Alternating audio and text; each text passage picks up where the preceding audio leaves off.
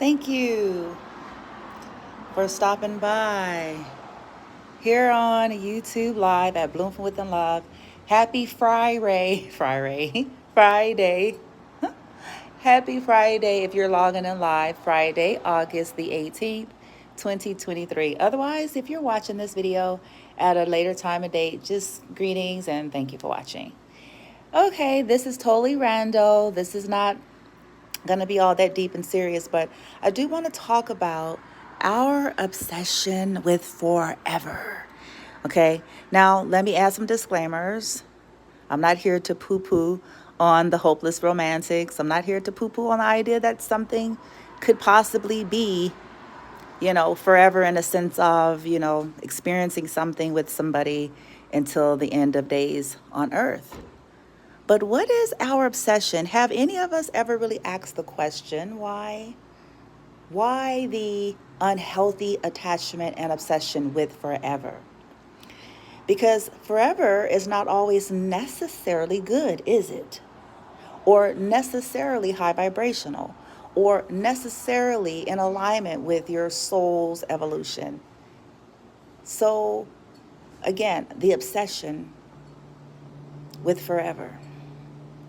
How many of us know stories of individuals where they did stick together, but it was more out of familiarity. It was more out of, we've known each other for eons. It was more out of, hey, my family like you, your family like me.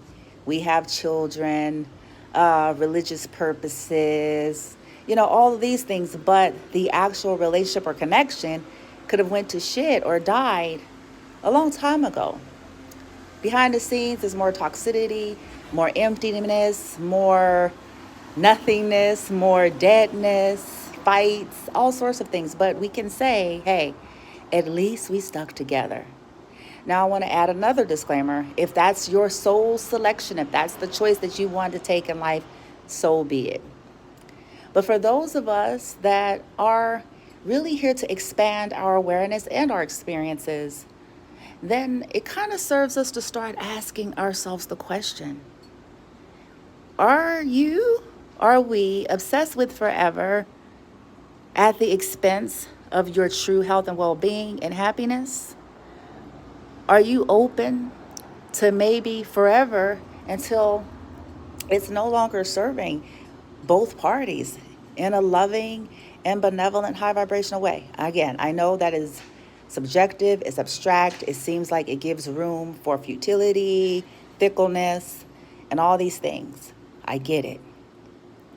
So please take what I'm saying with balance. I'm really speaking into when we are stagnating and stuck, miserable, okay? I'm not speaking on, hey, every situation and relationship has its ups and downs in life. There's nothing that's going to be smooth sailing 100% of the time, every single day, season after season, time after time. But it's up to us to know the fine line. Is this just the natural cycle of a normal connection? Or is it just something we're addicted to because, hey, we're afraid of being alone, we're afraid of disappointing people, we're afraid of what it's going to look like if we don't stick to this third marriage, right? Play with that. Now, again, I am only addressing people who are already on a path of evolving and expanding and really wanting to have a different experience than what we've come to know, for many of us, than our bloodline, than our culture, than our surroundings, than our upbringing. Okay, because there are some people out there that have parents that, hey, they were together for 30 years and one of them died and yada, yada. So some of us are trying to replicate that, which is a beautiful thing if it's working for you. But why am I posing this question with this whole forever challenge? Seasons change, things change. Okay, nothing's guaranteed. With the evolution of our journey, sometimes people choose to want to evolve, and then sometimes people choose not to want to evolve. People stagnate. People, depending on who they are, they refuse to develop. And is that something that you want to be forever stuck to? Is that something beneficial for either of you? Okay, and I need to say this. I'm not addressing any one individual or any particular folks out there. This is not meant for any particular anybody, okay? This is a topic that I myself am reviewing for myself, and I'm inviting you all to do the same. I think, it's fear. Our primitive nature is really wired to survival, and that survival is also connected to the idea that there has to be a forever person, and if you lose this person, you're going to lose your stability, you're going to lose your health and well-being, you're going to lose your vitality, you're going to lose all of these things. I say, as we are changing the game, as August 2023 is bringing in lots and lots of shifts, especially if you've been doing the work, lovingly give yourself permission to challenge it within yourself. And guess what? And if, as you do, you decide, hey, I'd rather just stick with the known. I'd rather stick with what's comfortable, familiar. I'd rather stick with something that I know, hey, it may be a crap of shit, but at least I know it's there. At least I know how this crap of shit smell. At least I know the ins and outs of this crap of shit. At least, I'm just being, brass here. But I'm implying that it is still fully your decision, and you have a full divine birthright to decide that as well.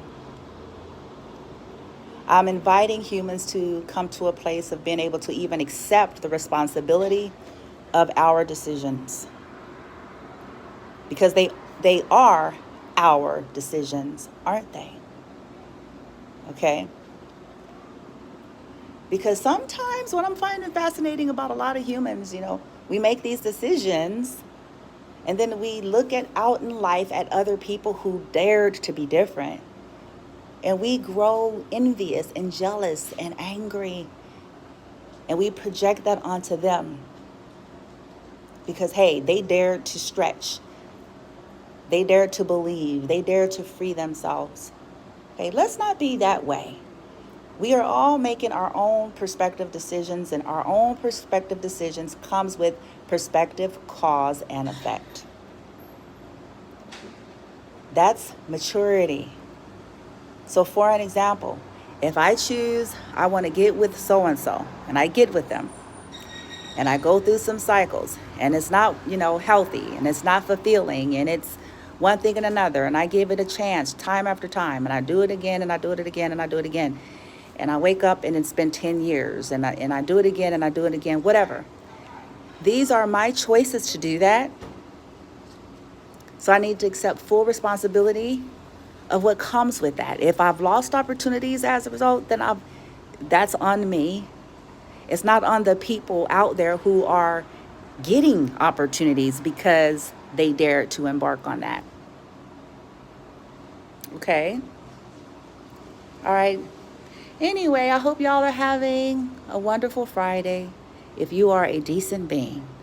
Once again, if you all are interested, I did a video earlier talking about the share that I was going to have. I think I did it on my TikTok. Okay, so I have created a private video. A couple of private videos are going. And if you all are interested in either of them, one of them is just an extended reading. Another of them is about some self-help, things you can do as you're transitioning. Okay, some energetic work, some spells and things like that, as well as a reading at the end of it. Okay, and so if you're interested in that, those of you who are recovering and transitioning from narcissistic abuse, if you look in the description box here, you have a number that you can text me, but you also have the email, which I would need your Google email so that I can send you the link to those private videos if you're interested in that. Okay? All right. Love and light. Namaste.